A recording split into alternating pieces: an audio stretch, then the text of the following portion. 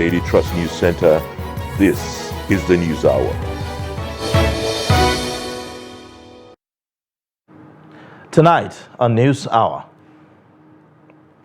residents relieve post-election violence in Kano State. 2 bandits killed as police repel attack in Zamfara community. UK bars active recruitment of health workers from Nigeria. On the foreign scene, deadly blast hits police vehicle in Pakistan's Quetta, kills 4.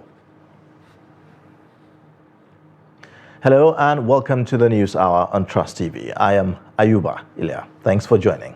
Here's the news in details. It has been almost a month since the 2023 elections, and residents in Kano are still coming to terms with the effects of post-election violence. Trust TV correspondent Idris Jibrin in this report examines the impact of the post-election violence that occurred in Kano State after the governorship polls. And here's the report. Yusuf Al-Hassan is a member of First Aid Group in Kano who was attacked by a group of political thugs while on a campaign rally few days to the elections. Nearly a month after the election, Yusuf is still trying to come to terms with the trauma. I'm not exactly the person that I am before. I'm feeling that at times I'm feeling anxiety, this thing. I'm feeling some of many things that I'm not feeling before. Even the way that I'm behaving, I'm walking. I'm not. Even the work that we are doing at Masjid, I'm not go back to that work again. Shortly after the governorship election result was announced in Kano, violence broke out in some part of the state, leading to a loss of lives, destruction of both government and individuals' properties across the state.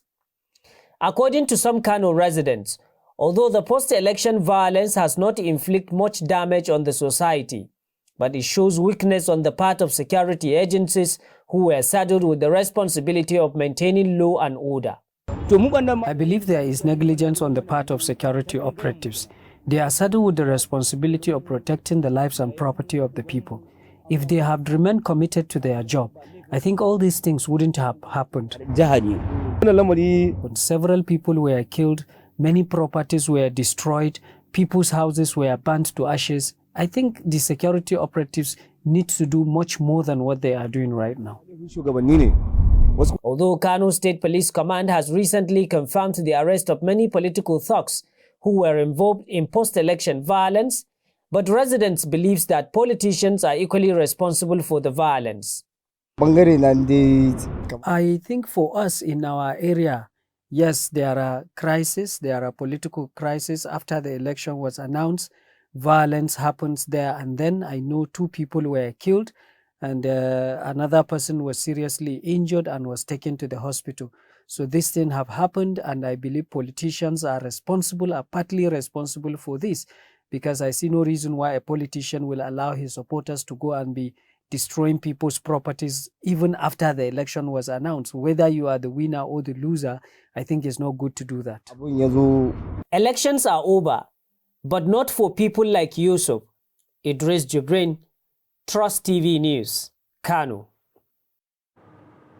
Residents of Nasarawa State have embarked on a counter-protest against the action of the supporters of the People's Democratic Party who have been protesting against the outcome of the governorship election in the state.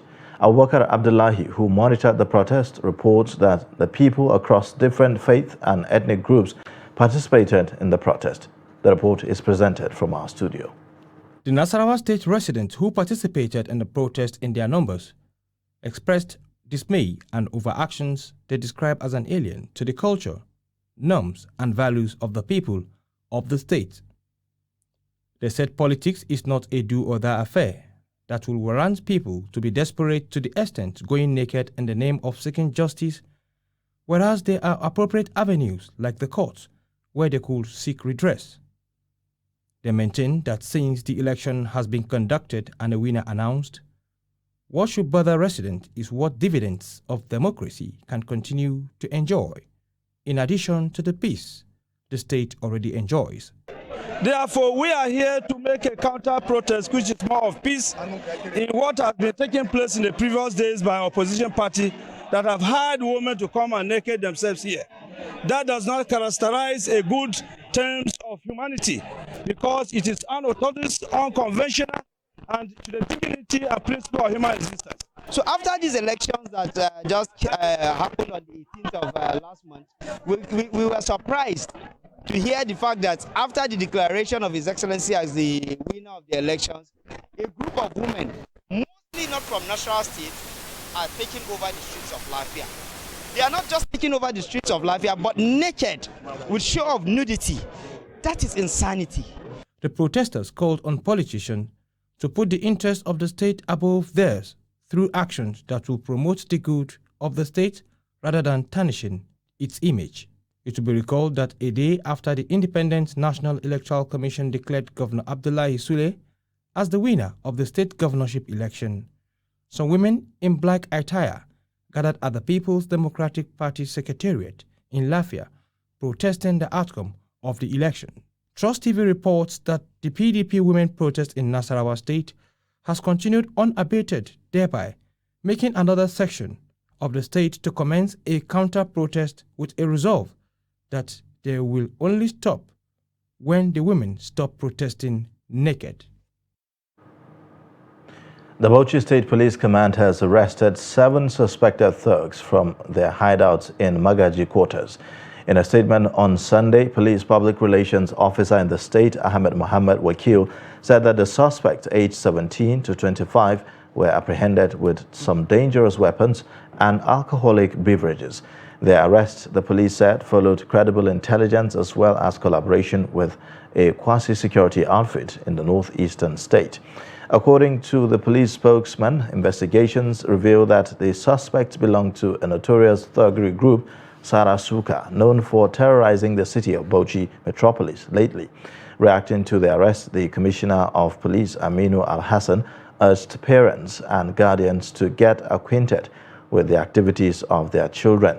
He stated that the suspect will be charged to court for prosecution upon conclusion of investigation by the Bauchi State Police Command. In a similar vein, police and personnel of the military joint operations have neutralized 2 suspected terrorists during a confrontation at a community in Safi local government area of Zamfara State. The suspected terrorists were said to have attempted to attack the community when the troops repelled the attack and killed 2 of them during the gun battle, while others fled with gunshot wounds. A statement by the Zamfara State Police Public Relations Officer Mohammed Shehu said the Commissioner of Police CP Kolo Yusuf commended the resilience of the joint police and military deployed to curtail the menace of terrorists and other criminal elements in the state. He called on the public to improve and sustain their partnership with the security agencies to restore lasting peace and security in the state. The CP, while reassuring the public to improve and sustain police commitment in the ongoing campaign against the resurgence of banditry in the state, tasked members of the communities to effectively collaborate with all the security agencies in the state to enable them succeed in their operations across the state. The Adamawa State Police Command, in collaboration with hunters, on Sunday killed a suspected kidnapper and rescued 2 victims in Tongo local government area of the state. Police spokesman Suleiman Ngoroje stated in Yola on Monday that it was one of the successes of the police's collaborative strategies to end kidnapping, robbery, cattle rustling, and unlawful possession of firearms. Ngoroje said that the kidnapper was neutralized when he and his gang arrived at a spot to receive 2 million naira ransom demanded from relatives of the kidnapped victims. The 2 victims, Suleiman Abdullahi, 23, and Rua Buba, 11, both residents of Mayo Sumsum village in Tongo local government area, were rescued and hurt. The Commissioner of Police in Adamawa, Afolabi Babatola, commended operatives of Tongo Divisional Police Office and hunters for their gallantry. Babatola directed the Joint Operations Team to track down fleeing members of the kidnapped gang to ensure that they did not regroup anywhere in the state. Professor Onje Gyewado, a former deputy governor of Nasarawa State who was abducted on Thursday night, has been released after a ransom of 4 million naira was paid to his abductors. The professor of law was kidnapped from his country home in Rinza near Wamba, the headquarters of Wamba local government area of the state. His kidnappers had demanded a ransom of 70 million naira, but the family negotiated from 2 million naira and later 3.5 million naira, eventually paying 4 million naira before he was released.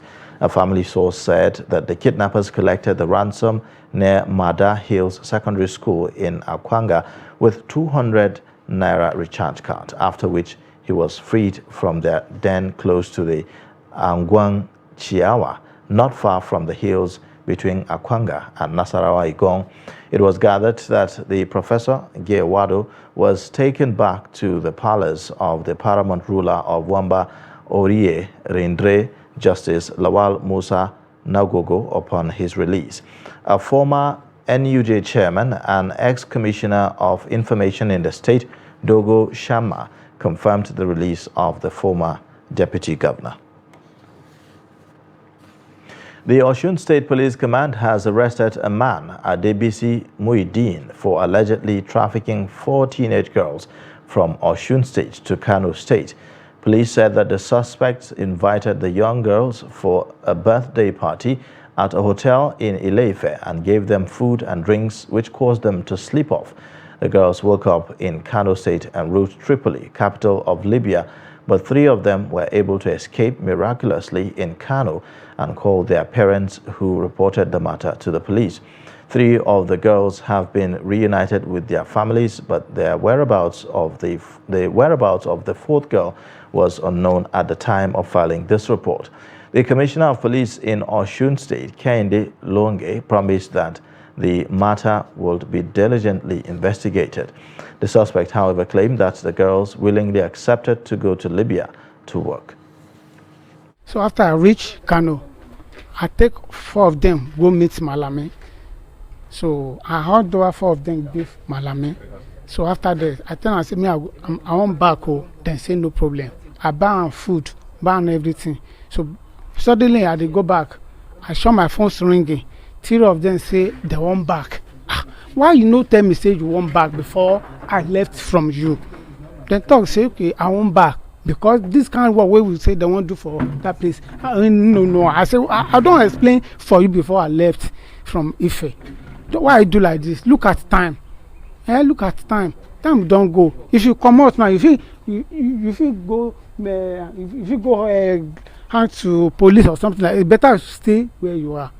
So me, I reach Abuja. So since time I come back to Ife. So suddenly I don't sleep. In the next day, suddenly I saw police. They knock my door. Blah, blah, blah. They don't want me. Where those for people I carry go to travel. I tell them, say they won't come back. And I dey call them for road. I say they come. Actually, I saw 3 of them at the back of police that day. So now so they carry me go station.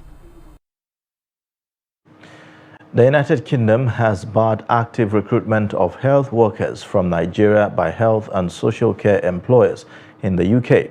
The UK disclosed this in its updated Code of Practice for International Recruitment of Health and Social Care Personnel posted on its website. Nigeria has now been included in the red list of countries facing critical shortage of health workers as contained in the World Health Organization Health Workforce Support and Safeguards List. In March, the WHO published the Safeguard List, comprising 55 countries, including Nigeria, struggling with a shortage of health workers. The UK government said that Nigeria and other countries on the red list should be prioritized for health personnel development and health system-related support, as well as provided with safeguards that discourage active international recruitment of their workers. You're watching the News Hour on Trust TV. Coming up shortly, we'll take a look at processing animal blood as source of income. Details of this and more after the break.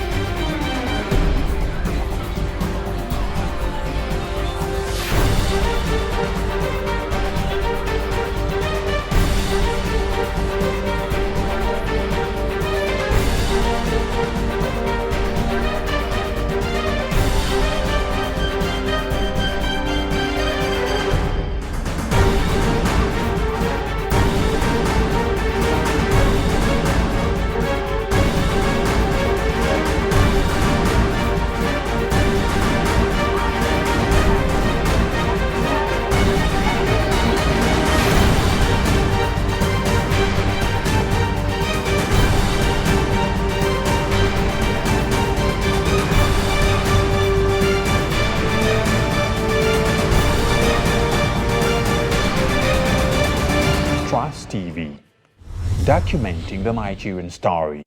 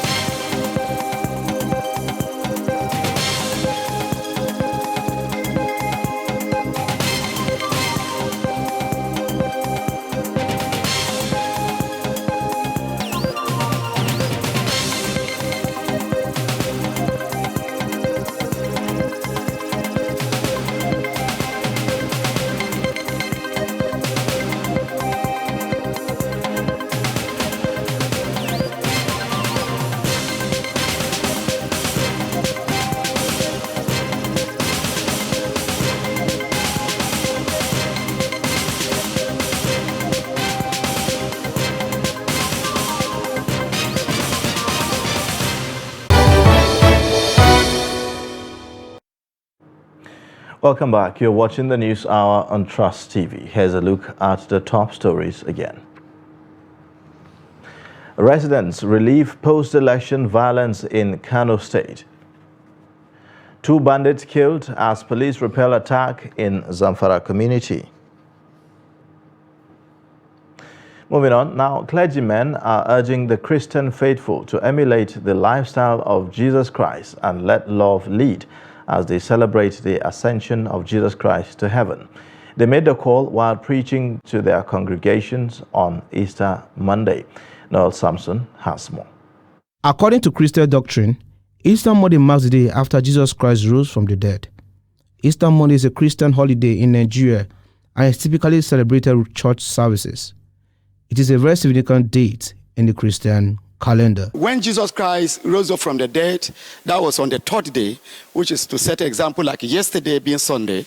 Then early in the morning, the following day, which is Monday now, that the disciples of Jesus Christ have to run to the sepulchre, especially a particular woman called Mary Magdalene.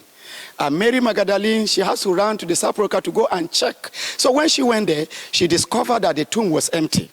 Then she came back where they were gathering and told the other disciples, then Peter and John, the other ones, and said, Jesus is risen. And some of them, they couldn't believe her. So they said, okay, let us go and see. And then they ran to the sepulchre, which is on Monday morning.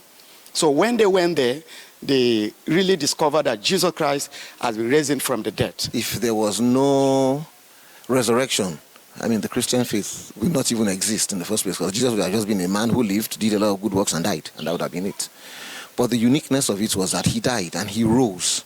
And after rising, he didn't now grow old and die. He ascended. I mean, the Bible records that he was in the presence of his disciples. He was taken up into heaven. There are causes of myth and tradition which surround the celebration of Easter. For instance, the myth that people should not eat meat on Good Friday. Now is the time to clarify. This remains a human doctrine which was not recorded in the Bible. I've circled the Bible several times. I can't tell you how many times I've gone through the Bible, because from the background I came from, I circled the Bible 4 times in 3.5 years before I had an encounter with Jesus and I gave my life to Jesus Christ. But I've not seen anything like that in the Bible, that you have to eat food or you don't have to eat food, you have to eat meat or you don't have to eat meat on Good Friday. No, it's a doctrine of men. It is not in the Bible.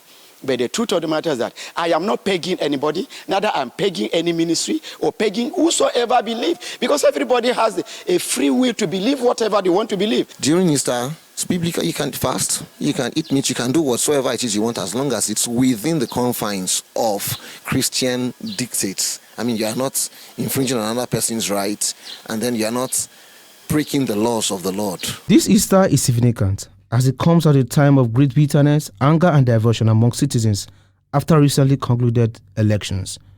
Nigerians are being urged to pray for peace of the country, be tolerant of one another, and spread love and not hate. Noel Samson, Trust TV News, Abuja. As Nigerians celebrate Easter, Christians have been advised to emulate Jesus Christ's fundamental assignment on earth, which was service to humanity. The essence, according to the clergymen, will help Christians live a life of worship, access spiritual revelation, and renew the spirit. Samson Adesumbo sent in this report presented from our studio.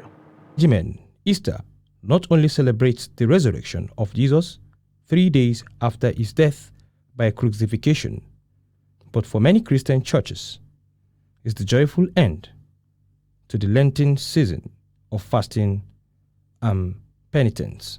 The essence of Easter that we are celebrating is a great day, mostly the resurrection of our Jesus Christ. He died, and the third day he rose again. This one gave us hope that our second coming of our Lord Jesus Christ is giving us assurance that we are going to rise again. It's already given to everybody to die once, but the second one is not for us. We are going to rise again because our Lord Jesus Christ died and rise again. So he's giving us joy. That is what we are celebrating, and the essence and the meaning of Easter.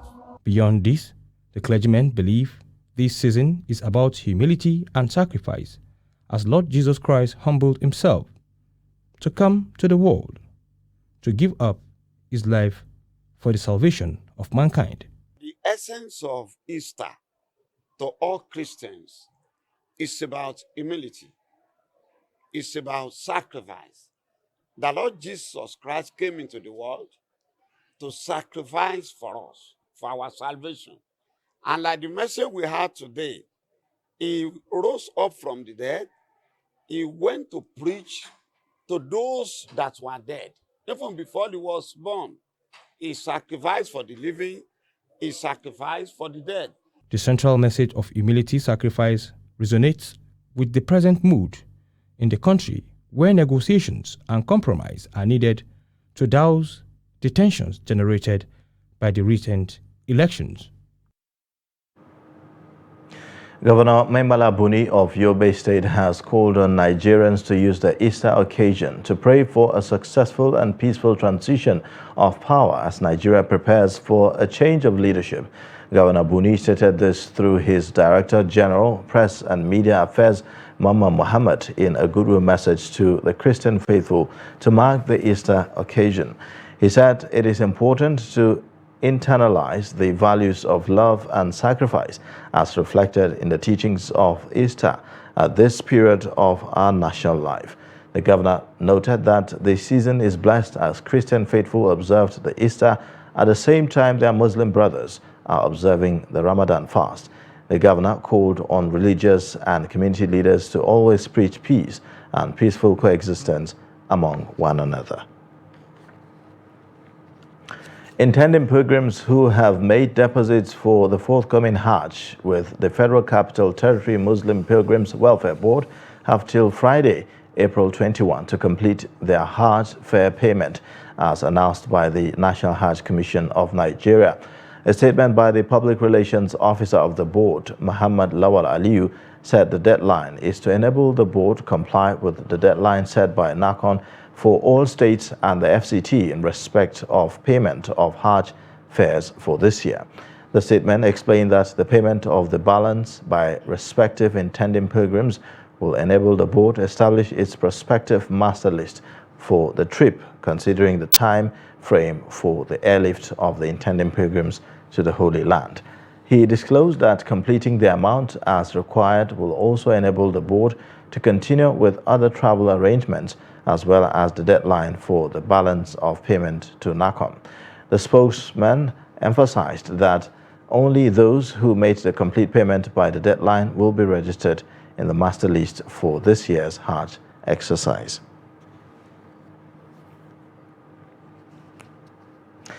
Time now to take a quick break. The news hour continues shortly. Join us again.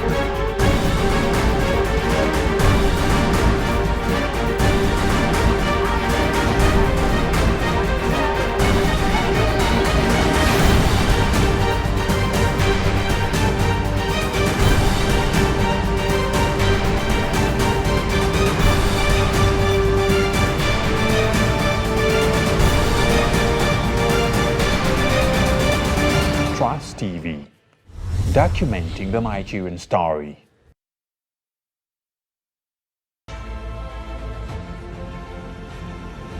Now, as part of efforts to support Africa's goal of strengthening... Now, looking at the activity chart, as you can see right here, a total volume of 130. Created a Boko Haram crisis that at that time was restricted to Yobe.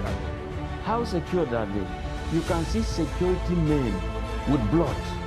This is the road leading up to the... Really, if you look at England's squad, you are looking at EPL, you are looking at their names. You are not looking at...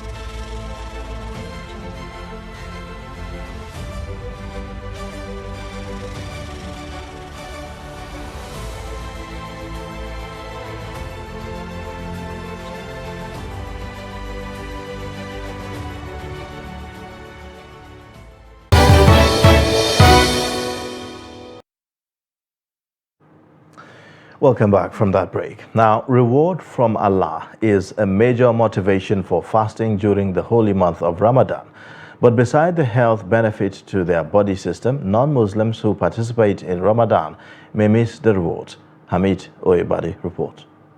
Fasting in the month of Ramadan is one of the 5 pillars of Islam, considered to be obligatory act of worship for all Muslims. These include the Muslim creed, daily prayers, charity to the poor, fasting in the month of Ramadan, and the pilgrimage to Mecca for those who are able. Fasting has 8 benefits to human body besides the spiritual development and the reward from Allah. The health benefits of fasting includes fasting promotes blood sugar control, it boosts the brain function and other cognitive functions. Fasting aids weight loss, and also fasting has been found to increase the production of growth hormone. However, scholars believe that only those who are Muslims will earn reward from Allah for fasting during the month of Ramadan.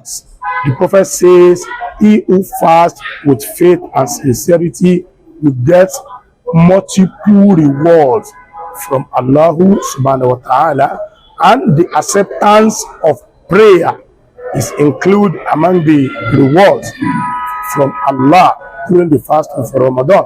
But for the non-Muslims, there is no reward for them because the faith is not there. Ramadan is a month in which Allah subhanahu wa ta'ala put it down to be a training ground for the Muslim, to be able to nurture their mind and their hearts in obedience to the injunction and rulings of Allah subhanahu wa ta'ala. Any Muslim that fasts according to the rule and injunction of Allah is compulsory that his mind will be in peace, and at the same time he'll be able to nurture his mind to follow the injunction of Allah subhanahu wa ta'ala. Because someone is fasting, anything that can vitiate his fasting, he'll be shunning away from it, like involving in sinful acts. So that's the first thing which Allah wants us to gain from fasting, to be able to be obedient to Allah subhanahu wa ta'ala. The clerics are urging Muslims to step up their act of worship as the month of Ramadan winds down, so as to earn bountiful rewards from Allah. Hamid Oyebade, Trust TV News, Oshogbo. Nigerian youths have been advised to shun all forms of social vices that are capable of leading them to destruction. The advice was given at the annual Ramadan lecture put together by the Federation of Muslim Women's Association in Nigeria, Form 1. Nafisa Bello completes the report. In her welcome address, the Amira of the Edo State chapter of the Federation of Muslim Women's Association in Nigeria, Form 1, Haji Arabi Abiri, enjoined well-to-do Muslims to increase their reward during the holy month by providing for the less privileged in the society. She also harped on the need to practice self-discipline while adhering to other fundamental rules guiding the faith. We should endeavor to give alms to the vulnerable and do good deeds to reap the full reward of this holy month. Other important etiquettes of the holy month include reading the glorious Quran observing the prescribed 5 daily prayers, practicing self-restraint and self-reflection. Delivering his lecture on the topic, Realistic and Effective Goals for Ramadan, the guest lecturer, Imam Abdul Hafiz Sani, educated the Muslim Ummah, particularly the youths, against all forms of social vices by appreciating and learning the Quran, which he said guides one on the correct way of life. What is the right of the Quran? The right of the Quran is that it should be learned. People should learn it. And it should be read. It should be studied. People should be educated in the Quran. Today, there are a lot of anomalies in the life of the people. The Muslims don't be an exception. Today, you have many young men. It is not because of what is happening, but I have to start with that. Carrying on their head, the life of which we have not seen before. They carry head on their head, the life of which we have not seen before. You are calling it strength. You are calling it style. You are calling it anything you like. Some participants took turns to corroborate and share the gains from the annual event. Allah for forgiveness, then you ask for Allah mercy. Those are the different goals that a Muslim is supposed to earn and strive for during Ramadan. When we are fasting, remove hatred, remove envy, every other thing from your mind and follow Islam. Your fellow human beings, you show them love and you take care of them. Do not oppress them. As a leader, be humble, make sacrifice, and take care of those who are under you. To spice up the annual event, which held at the Central Mosque, Benin City, the Edo State capital, there were other activities, which included recitation of the Holy Quran and the Hadith by students of Form 1 group of schools. Nafisa Bello, Trust TV News, Benin. Muslim faithful fasting in the month of Ramadan are enjoined to eat dates, fruit or drink water at the point of breaking their fast. Some habitual cigarette smokers, however, prioritize smoking as a starter before anything else. In this report, Trust TV's Shafiu Suleiman sought to find out why. It is sunset and the Muslim faithful are preparing to break their fasts, an act called iftar in Arabic language.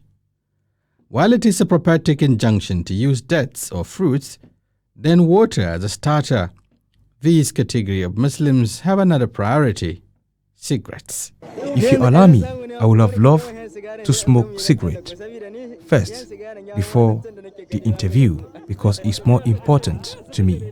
Of course, I broke my fast with the cigarette you are saying on my hands. It differs, however, even amongst the cigarette smokers. This young man says despite the crave for a stick of his favorite cigarette, he can't afford to overlook the reward for adhering to prophetic injunction. I first broke my fast with pap and akara before smoking the cigarette. I think it is the ideal thing to do. Though one cannot rule out the impact of youthful exuberance as highlighted by this ex-smoker, the question is, what does Islam say about prioritizing cigarette at this point of iftar? I'm an ex-smoker in the 1980s. Then, if I want to break my fast, I start with cigarette because of the crave for it. But I have repented during Babangida era.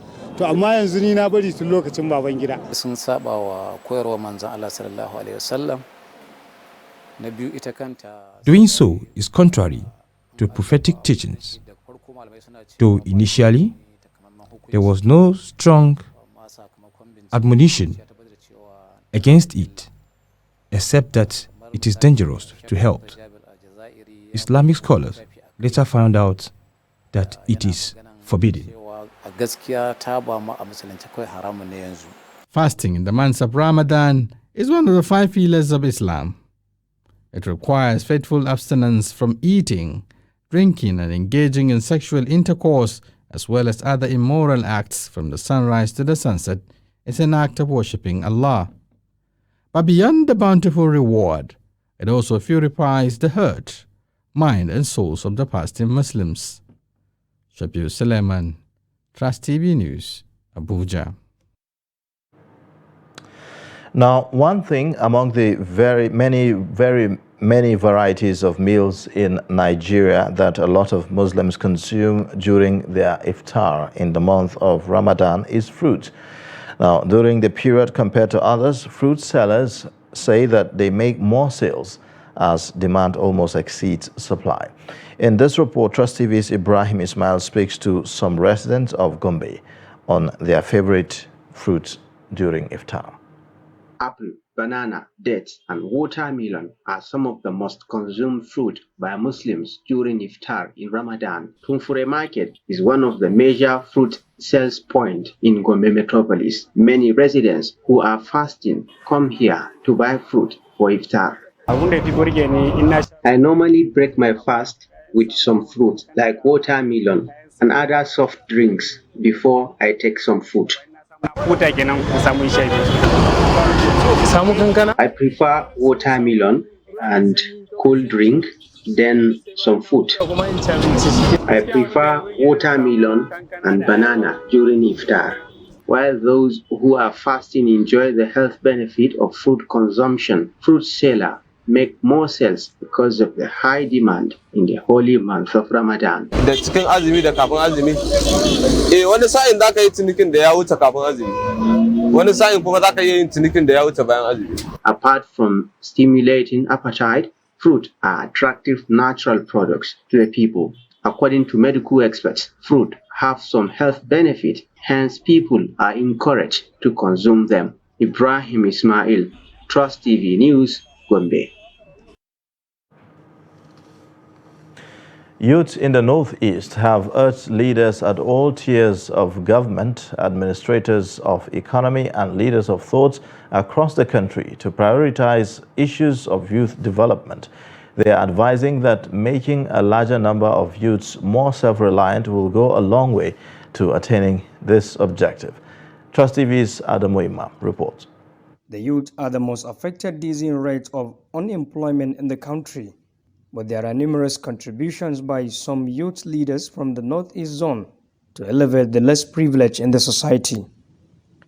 These youths are presently fulfilling their dreams of being self-reliant.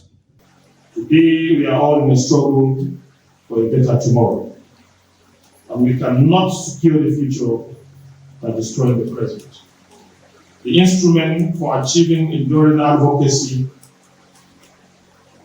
are encouragement, enlightenment, sensitization, orientation, and aggressive mobilization, which when properly harnessed, gives way to a collectivity in the achievement of fundamental set goals and objectives.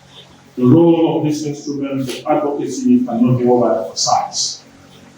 The youths, therefore, urge leaders to emulate those that have impacted positively on the lives of youth. You will see a rapid, and I repeat, a rapid, both physical and human development in China states.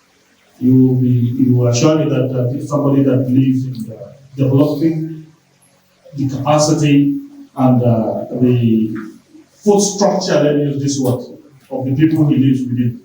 However, the youth are quick to acknowledge that challenges of leadership are enormous and hope to witness changes that will impact positively on communities in the Northeast. Adam Imam, Trust TV News, Bauchi. Blood of slaughtered animals is a cash cow product in Kaduna State, as many business operators are earning a living from it. In this special package, Trust TV's Bello visited a location in Kaduna where blood of slaughtered animals are collected from abattoirs for processing as ingredients for making feed. Here's the report. This is the blood of cows, camels, rams, and other animals consumed by the people. Hamis Abdullahi has been in this business for over a decade. He explains some of the processes that go into blood collection and processing. When a cow is slaughtered, we collect the blood and put in a barrel. We bring it here and boil it. After boiling it, we squeeze the water out of it and spray it here and dry it. Then we sell it to companies or individuals. Abdullahi says this is a lucrative business as there is high demand for the product on a daily basis. Every day, people do come here to buy bags of it. We even measure in kilograms for those with small money. About 20 persons work for Abdullahi, but despite the seeming success, there are certain challenges which hinder rapid growth in the business. The major challenge we experience is during rainy season because we don't have good storage system and the rains may damage the product. If this happens, we often run at a loss, which is why we are appealing to government to intervene so that our business will grow. This business may have recorded some success, but operators believe there could be much more progress made if government provides much needed support.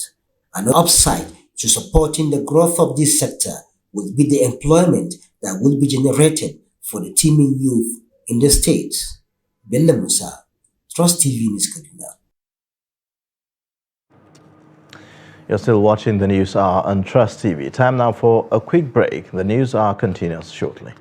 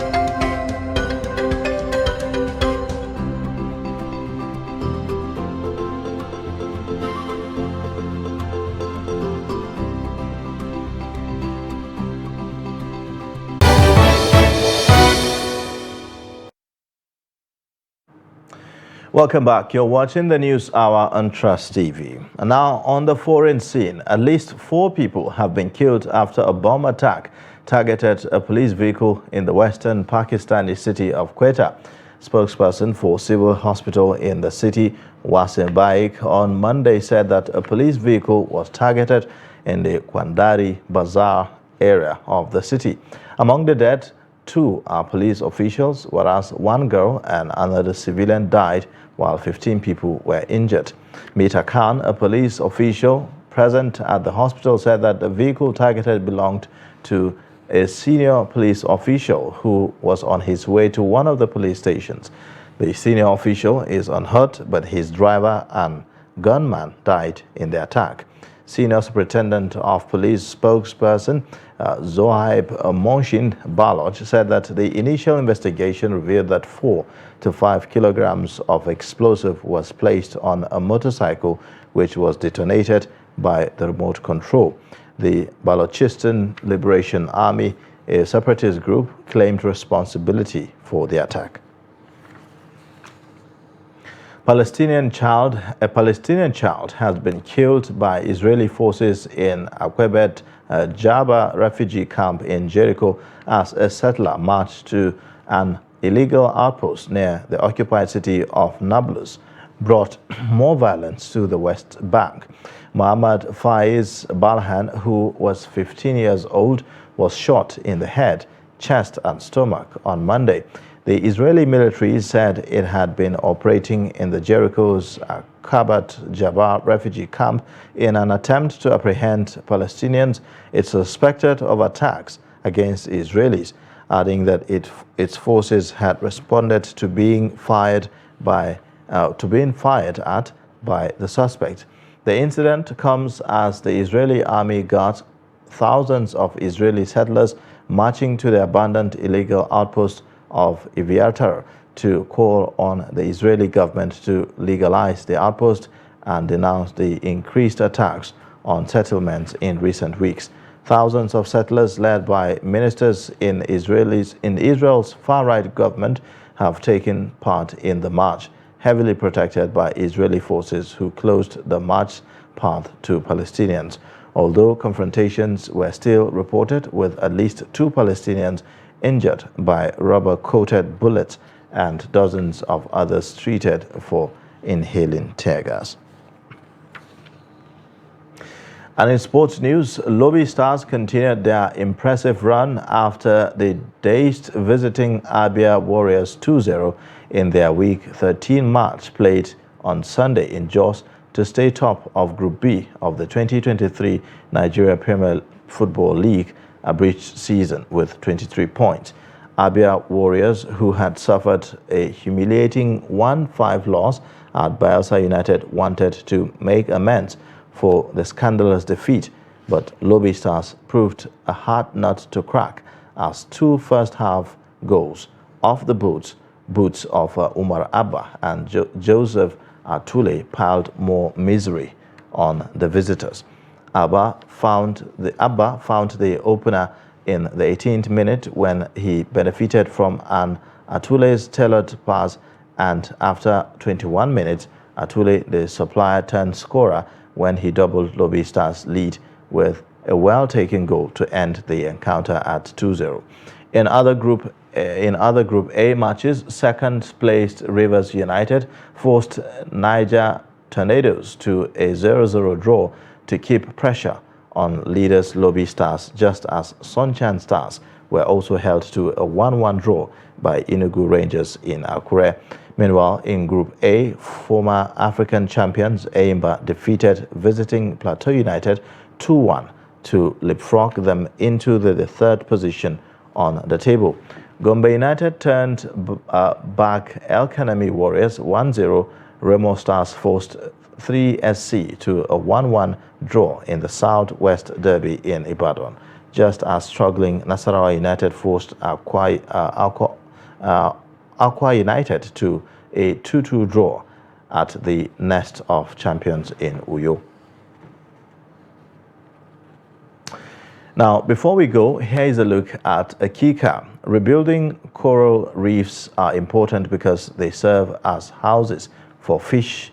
Katana Ngala, a coral reef restorer from Kuruwitu on the shores of the Indian Ocean, tells us why building coral reef homes for fish is a top priority. Take a look.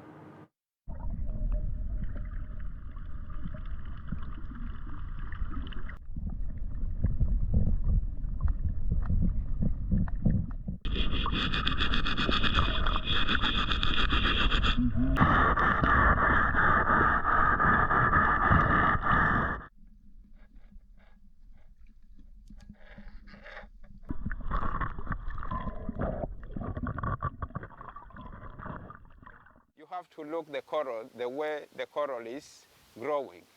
When there is coralline algae, maybe, which can stop the coral to overgrow the plug, you have to scratch it using the knife.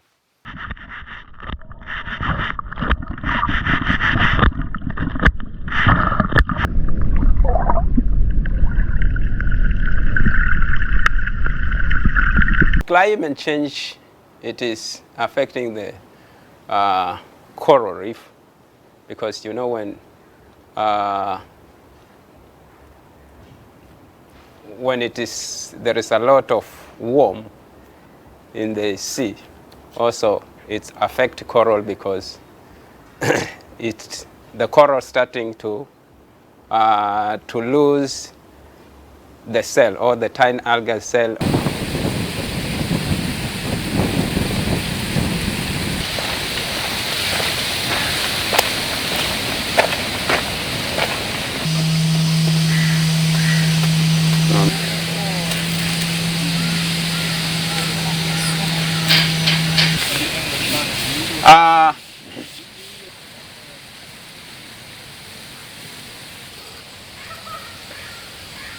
After nurturing the coral or the whole of the coral bed, then the main work you will have to do, the day you are going to nurture it, you have to leave it there for about 1 to 2 weeks so that the coral to stick it very well on the plug.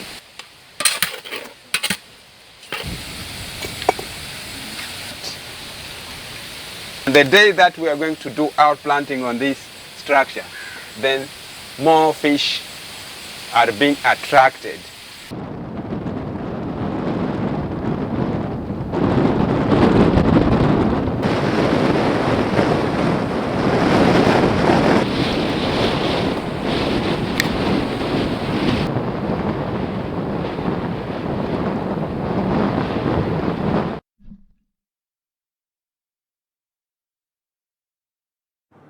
Well, with that, we wrap up the news hour for tonight. You can watch more via all our social media platforms and also on our YouTube live stream. I am Ayuba Ilya. Thanks for watching. Bye for now.